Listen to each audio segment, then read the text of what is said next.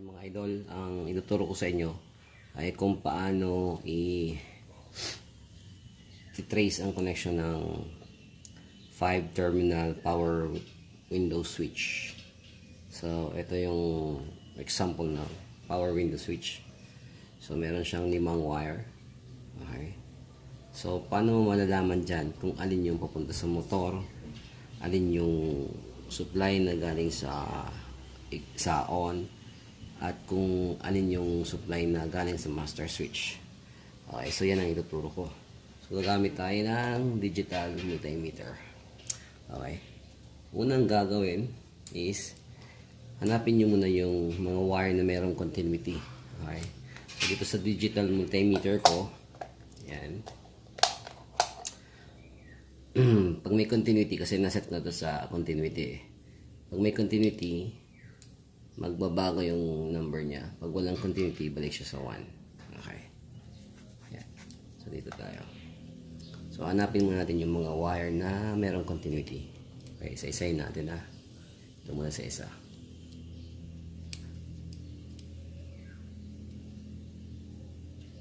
Yan. Okay. Yan, meron yun na continuity. The rest, wala. Okay. So, yan na dalawang wire na merong continuity. Separate nyo yan. Okay, separate natin. Yan. Okay. Yan, nakaseparate na. So, tatlo na lang ang tira. So, hanapin mo pa rin dyan yung wire na merong continuity. Okay.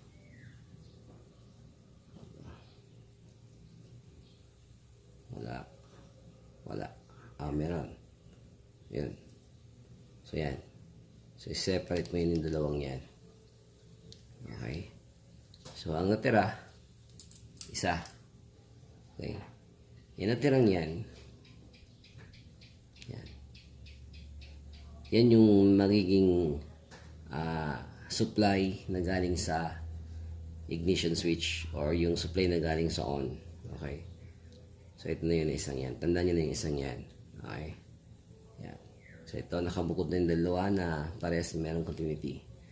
Second step is hahanapin na natin kung alin ba yung linya na papunta sa motor.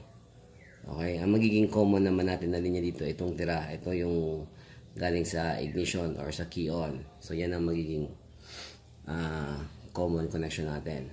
Diyan tayo magsisimula. Okay. And dyan, sa dalawang nakaseparate na wire na pares may continuity, hahanapin natin dyan. Okay. Hanapin natin dyan kung alin yung kakaroon ng continuity pag siniswitch natin pataas or pababa yung switch. Halimbawa, pag ganon or pag ganon. Okay. Pababa muna tayo. Switch natin. Okay. Okay, nakaswitch na siya.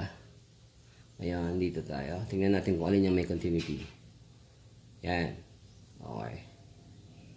Kita nyo? Ito sa iba, wala. Wala yan. So, yan ang may continuity niyan. Okay. Yan na yung papunta sa motor. Okay. Yan yung papunta sa motor.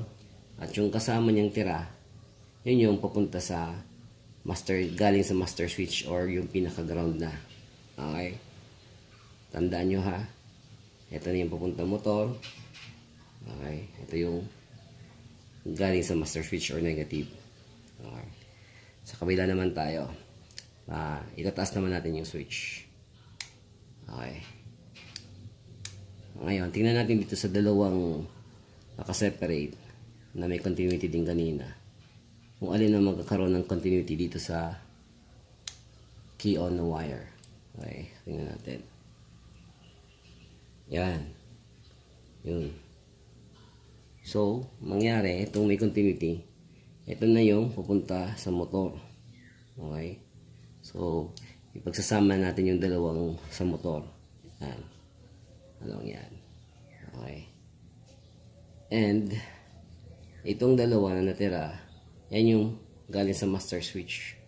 Or kung ang supply na pumapasok dyan ay negative. Okay. Okay. Yan, sa master switch ng dalawa. And ito yung positive na. Okay. So, identified na. Ito yung sa positive. Ito yung sa motor. Ito yung galing sa master switch. Okay. Ulitin ko. Ha? Ito yung positive. Ito yung sa motor. Ito yung sa motor na dalawa. Ito yung pupunta sa master switch. Okay. So, yun. So, sana may natutunan kayo dito sa video ko. Okay, so huwag niyong kalimutan na mag-like and subscribe. And pindutin niyo na rin yung notification bell para updated kayo sa mga future uploads ko. Okay, salamat mga idol.